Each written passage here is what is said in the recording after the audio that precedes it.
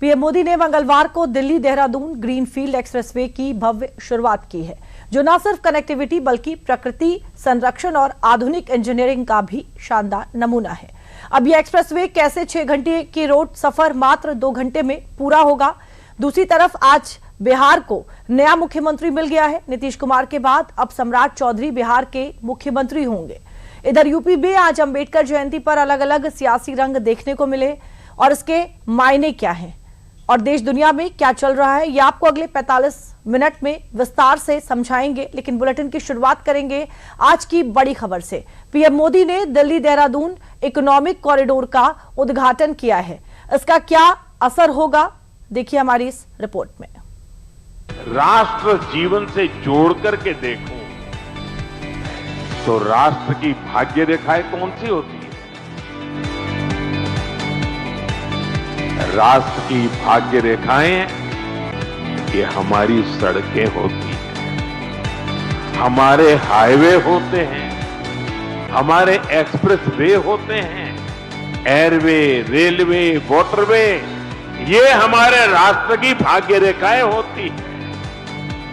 और बीते 1 दशक से हमारा देश विकसित भारत बनाने के लिए विकास की ऐसी ही भाग्य रेखाओं के निर्माण में जुटा हुआ है। पौराणिक हिंदू मान्यताओं के अनुसार जहां इंसान का भाग्य उसकी हाथ की रेखाओं पर निर्भर करता है, वहीं देश के विकास का रास्ता उस देश की सड़कों से होकर गुजरता है। सड़कें जो न सिर्फ विकास की रफ्तार तय करती हैं, बल्कि सड़कें दूर दराज के इलाकों को भी विकास की मुख्य धारा से जोड़ती हैं। सड़कें जो किसी भी देश की अर्थव्यवस्था को रफ्तार देने में अहम भूमिका अदा करती हैं और इसी राह में अर्थव्यवस्था को मजबूती देते हुए मंगलवार को भारत सरकार ने विकास के लिए लंबी लकीर खींच दी और वो लकीर है दिल्ली देहरादून एक्सप्रेसवे कॉरिडोर, जिसका उद्घाटन पीएम मोदी ने मंगलवार को किया। ये एक्सप्रेसवे सिर्फ विकास की रफ्तार को दोगुना नहीं करेगा, बल्कि दिल्ली से देहरादून के सफर को तय करने वाले समय को भी आधे से कम कर देगा। पीएम मोदी ने इस परियोजना को प्रगति का गेटवे बताया। कॉरिडोर प्रगति के नए द्वार है, गेटवे है, डोर है और इनसे उम्मीदों की डोर भी जुड़ी हुई है। ये इकोनॉमिक कॉरिडोर सड़क के अलावा नए नए व्यापार कारोबार का मार्ग बनाते हैं। फैक्ट्रियों के लिए, गोदामों के लिए पूरा नेटवर्क उसका आधार तैयार करते हैं। साथियों, देहरादून दिल्ली इकोनॉमिक कॉरिडोर से भी इस पूरे क्षेत्र का कायाकल्प होने जा रहा है। अब इसके निर्माण में 12,000 करोड़ रुपए खर्च हुए तो हजारों श्रमिकों को काम मिला। साथ ही जो इंजीनियर है, अन्य स्किल्ड वर्कफोर्स है, ट्रांसपोर्ट है, उससे जुड़े साथी हैं, उनको भी बहुत बड़ी मात्रा में काम मिला है। किसानों और पशुपालकों की उपज भी अब तेज गति से बड़ी मंडियां और बड़े बाजारों तक पहुंचेगी। साथियों, इस शानदार एक्सप्रेसवे से उत्तराखंड के टूरिज्म को बहुत ही बड़ा फायदा देगा। देहरादून, हरिद्वार, ऋषिकेश, मसूरी और 4 धाम यात्रा के लिए ये सबसे प्रमुख मार्ग बनेगा। देश के सबसे महत्वाकांक्षी इंफ्रास्ट्रक्चर प्रोजेक्ट में शामिल दिल्ली देहरादून ग्रीनफील्ड एक्सप्रेसवे अब लोगों के लिए खुल चुका है। ये एक्सप्रेसवे न सिर्फ कनेक्टिविटी बल्कि प्रकृति संरक्षण और भारत की आधुनिक इंजीनियरिंग का भी शानदार उदाहरण है। आइए जान लेते हैं इसकी खासियत क्या है। 12,000 करोड़ की लागत से बनकर तैयार हुए 213 किलोमीटर लंबे 6 लेन वाले नए एक्सप्रेसवे से दिल्ली और देहरादून के सफर में लगने वाला समय आधे से भी कम हो जाएगा। जहां दिल्ली से उत्तराखंड जाने वाले 235 किलोमीटर लंबे पुराने एक्सप्रेसवे से सफर में 6 घंटे लगते थे, वहीं अब इस नए एक्सप्रेसवे से सफर करने में मात्र 2.5 घंटे लगेंगे। इस एक्सप्रेसवे पर गाड़ियां अधिकतम 100 किलोमीटर प्रति घंटे की रफ्तार से चल सकेंगी, जो सफर को कम समय में तय करने में मददगार साबित होगा। ये कॉरिडोर दिल्ली उत्तर प्रदेश को उत्तराखंड से जोड़ता है। इस कॉरिडोर में 12 किलोमीटर का विशेष एलिवेटेड रास्ता भी बनाया गया है, जो राजाजी नेशनल पार्क के पास जंगलों के जानवरों की सुरक्षा को ध्यान में रखकर बनाया गया है। ये एशिया का सबसे लंबा वाइल्ड लाइफ एलिवेटेड कॉरिडोर है। डाट काली मंदिर के पास एक अत्याधुनिक सुरंग का निर्माण भी किया गया है। पीएम ने देहरादून में डाट काली मंदिर से ग्राउंड तक 16 किलोमीटर लंबा रोड शो किया। इससे पहले वो सुबह 11 बजे देहरादून पहुंचे और यहां से उत्तर प्रदेश के सहारनपुर गए। वहां उन्होंने रोड शो किया। इसके बाद उन्होंने एक्सप्रेसवे पर बने एशिया के सबसे लंबे 12 kilometre elevated wild life corridor का निरीक्षण भी किया, जो देहरादून से सहारनपुर के बीच बनाया गया है। 12 किलोमीटर लंबे इस एलिवेटेड रास्ते की खासियतों पर भी एक नजर डाल लेते हैं।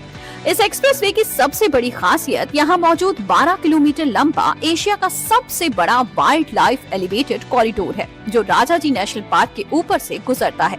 वन्य जीवों की सुरक्षा को ध्यान में रखते हुए 8 एनिमल पास, 200 मीटर लंबे 2 हाथी अंडरपास और देहरादून के पास डाट काली मंदिर के पास 370 मीटर लंबी विशेष टनल बनाई गई है, ताकि जानवर बिना किसी परेशानी के आ जा सकें। इंफ्रास्ट्रक्चर से इंसानों को भी सुविधा हो और वहां रहने वाले वन्य जीवों को भी असुविधा न हो, ये हमारा प्रयास है।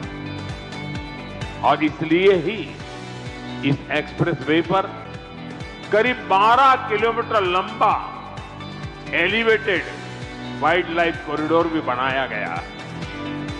हाथियों को भी असुविधा न हो, इसका भी ध्यान रखा गया।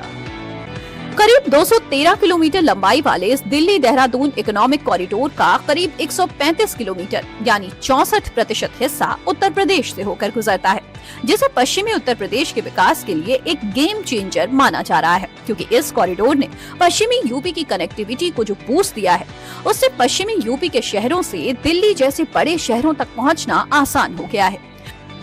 जो दूरी पहले सहारनपुर से दिल्ली की 5 से 6 घंटे में पूरी हो पाती थी, अब ये इकोनॉमिक कॉरिडोर सहारनपुर से दिल्ली की दूरी हो या सहारनपुर से देहरादून की दूरी, इस दूरी को मात्र 2.5 घंटे में पूरा करने में मदद मिलेगी।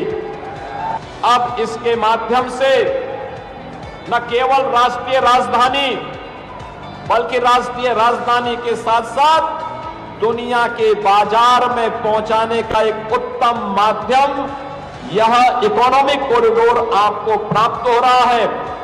वहीं उत्तराखंड के मुख्यमंत्री पुष्कर सिंह धामी ने इस एक्सप्रेसवे को विकास की लाइफलाइन बताया। जहां आज उत्तराखंड के विकास की लाइफलाइन देश की लाइफलाइन के साथ दिल्ली देहरादून इकोनॉमिक कॉरिडोर के रूप में जुड़ रही है। पीएम मोदी ने दिल्ली देहरादून ग्रीनफील्ड एक्सप्रेसवे का उद्घाटन कर जनता को बड़ी सौगात दी है। उससे देश की राजधानी से उत्तराखंड के पहाड़ों तक का सफर अब पहले से कहीं ज्यादा तेज और रोमांचक होने वाला है, और साथ ही इस एक्सप्रेसवे से उत्तराखंड के पर्यटन को भी काफी बढ़ावा मिलेगा। साथियों, इस शानदार एक्सप्रेसवे से उत्तराखंड के टूरिज्म को बहुत ही बड़ा फायदा देगा। देहरादून, हरिद्वार, ऋषिकेश, मसूरी और 4 धाम यात्रा के लिए ये सबसे प्रमुख मार्ग बनेगा। और हम सभी जानते हैं, जब टूरिज्म का विकास होता है तो हर कोई कुछ न कुछ कमाता है। होटल हो, ढाबे वाले हो, टैक्सी हो, ऑटो हो, होम स्टे हो, सबको इसका फायदा होता है। मैं आज देश भर के सभी पर्यटकों और तीर्थयात्रियों से भी एक आग्रह करना चाहता हूं। हमारे पहाड़, ये वन क्षेत्र, ये देवभूमि की धरोहर, ये बहुत ही पवित्र स्थान है। ऐसे स्थानों को साफ सुथरा रखना ये हम सभी का कर्तव्य है, यहां रहने वालों का भी और यात्री के रूप में आने वालों का भी। ये एक्सप्रेसवे न केवल दिल्ली और उत्तराखंड के बीच की भौगोलिक दूरी को कम करेगा, बल्कि इस एक्सप्रेसवे पर सफर के दौरान आधुनिक इंजीनियरिंग और वन्य जीव संरक्षण के बीच संतुलन की पहल का भी अनुभव करने को मिलेगा। ये एक्सप्रेसवे भी भारत के बदलते, बेहतर होते इंफ्रास्ट्रक्चर को और मजबूती देने का काम करेगा।